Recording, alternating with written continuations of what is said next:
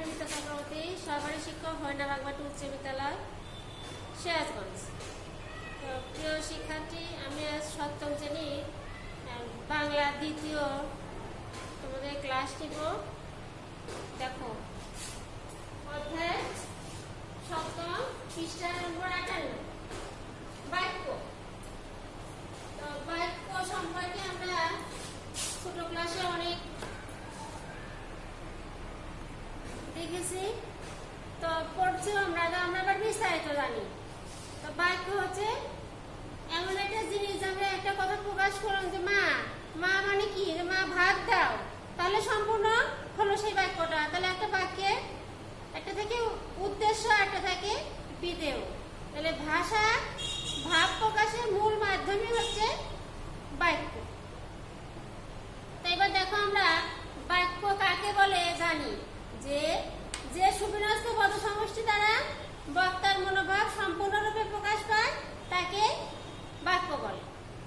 সুবিন্যস্ত পদ সমষ্টি বলতে বোঝাচ্ছে যে দেখো, যে আমি লিখলাম যে বর্ষাকালে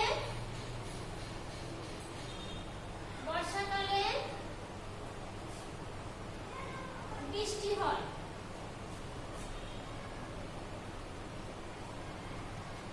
তাহলে এই কথাটা কি হচ্ছে, সম্পূর্ণভাবে আমরা মনের ভাবটা প্রকাশ করব যে বর্ষাকালে বৃষ্টি হয়। তো বর্ষাকালে লিখে কথাটা বন্ধ করে দিলাম, তার কিছুই বললাম না, তাহলে কি হলো, কথাটা আমাদের অস্পষ্ট থেকে গেল। সেজন্য একটা বাক্য সম্পূর্ণভাবে প্রকাশ করার নামই হচ্ছে বাক্য। তো এবার আমরা দেখব যে বাক্যের তিনটি গুণ থাকে। এই তিনটি গুণ মিলে একটা সম্পূর্ণ বাক্য হয়। দেখো, আমি লিখি, তোমরা দেখো।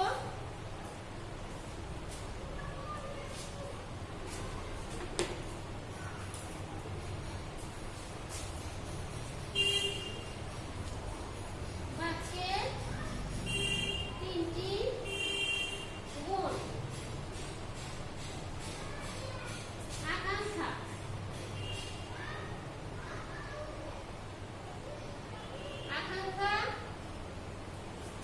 হচ্ছে যোগ্যতা,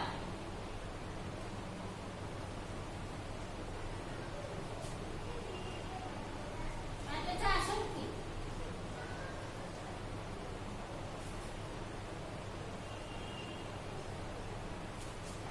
আকাঙ্ক্ষা, যোগ্যতা, আসক্তি। তাহলে আকাঙ্ক্ষাটা কি আমরা দেখি, যে বাক্যের অর্থ পরিষ্কারভাবে বোঝানোর জন্য এক পদের পর আরেক পদ ব্যবহার করাকে বলা হয়, সেটা হচ্ছে আকাঙ্ক্ষা। যেমন একটা কথা দেখো, আমি বলি যে আমি গিয়ে দেখলাম, কথাটা কি বুঝতে পারছো তোমরা? আমি গিয়ে দেখলাম, কথাটা কি তোমরা বুঝতে পারো না? আমিও বুঝতে পারো। আমি গিয়ে দেখলাম, কি দেখলাম, যে আমি গিয়ে দেখলাম তারা চলে গেছে। দেখো, কথাটা এবার স্পষ্টভাবে বোঝা যাচ্ছে যে আমাদের মনে কোনো নিবৃত্তি থাকলো না, যে আকাঙ্ক্ষা পূরণ হয়ে গেল, যে আমরা গিয়ে দেখলাম তারা চলে গেছে। তাহলে এবার তোমরা বুঝতে পারছো তো যে আকাঙ্ক্ষাটা কি। তাহলে বাক্যের একটা গুণ হচ্ছে আকাঙ্ক্ষা। এবার দেখো, যোগ্যতা বলতে কি বোঝাচ্ছি, যে যোগ্যতা কি, বাক্যের মধ্যেকার পদ সমূহে পরিষ্কারভাবে বোঝানোর জন্য সেটা হচ্ছে যোগ্যতা। দেখো, একটা ভাষা, আমি একটা বাক্য তোমাদের অসম্পূর্ণ বাক্য একটা বলতেছি তোমাদের। দেখো, সেটা হলো যে গ্রীষ্মকালে প্রখর রোদ হয়। এখন এটা হচ্ছে সম্পূর্ণ বাক্য, গ্রীষ্মকালে তো রোদ হয়, প্রখর রোদ হয় গ্রীষ্মকালে। এখন যদি বলা যায় যে প্রখর রোদে বন্যা হয়, তাহলে কথাটা কেমন বোঝাচ্ছে না, অসম্পূর্ণ বাক্য। সেজন্য এই বাক্যটা আমাদের সম্পূর্ণ হলো না। তাহলে গ্রীষ্মকালে প্রখর খরা হয়, এটা হচ্ছে সম্পূর্ণ বাক্য। এটার নাম কি, যোগ্যতা। এবার দেখো, এবার তোমাদের বলতেছে আসক্তি। আসক্তি কি, যে বাক্যের পদসমূহকে সঠিক জায়গায় সন্নিবিষ্ট করার নামই হচ্ছে আসক্তি। তাহলে সঠিক জায়গাটা বলতে কি বোঝাচ্ছে, এবার তোমরা দেখো যে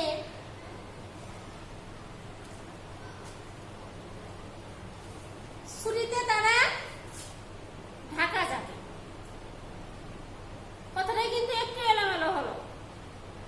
ছুরিতে তারা ঢাকা যাবে, তাহলে তারা ঢাকা যাবে পুজোর ছুটিতে। দেখো কথাটা এলোমেলো ছিল, কিন্তু আমি গুছিয়ে বললাম যে পুজোর ছুটিতে তারা ঢাকা যাবে। তাহলে এটা কি বোঝাচ্ছে হচ্ছে আসক্তি। প্রিয় শিক্ষার্থী, তাহলে এবার দেখো, তাহলে আমরা দেখলাম যে বাক্য কাকে বলে।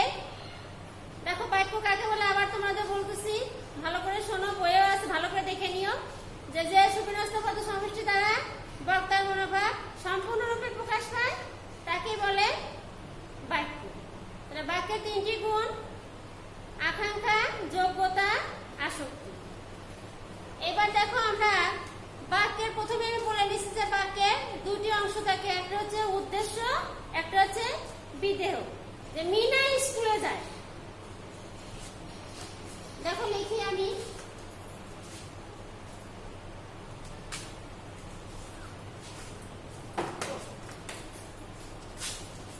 মিনা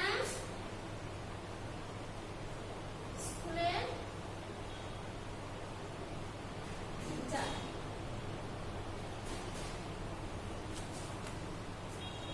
এবার দেখো মিনা, মিনা হচ্ছে উদ্দেশ্য। কে যায়? মিনা যায়। আমি তো বলি স্কুলে যায়, তাহলে কথাটা অস্পষ্ট থাকবে। তাহলে এটা হচ্ছে উদ্দেশ্য, এটা হচ্ছে বিধেয়।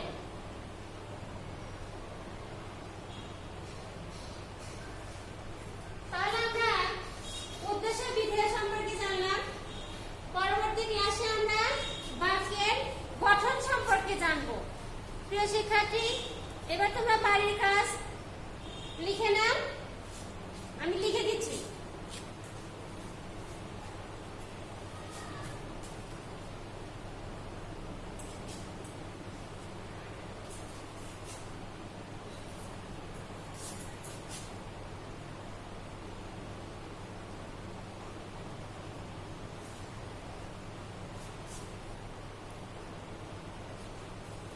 এক নম্বর বাক্য কাকে বলে?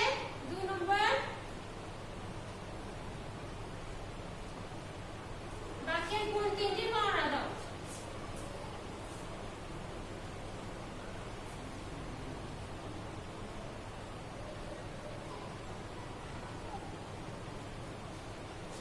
আমাদের যখন স্কুল খুলবে তখন আমরা সব বিষয়ের ক্লাসের শ্রেণীতে দেখাবো। আর তোমরা সবাই ভালো থেকো।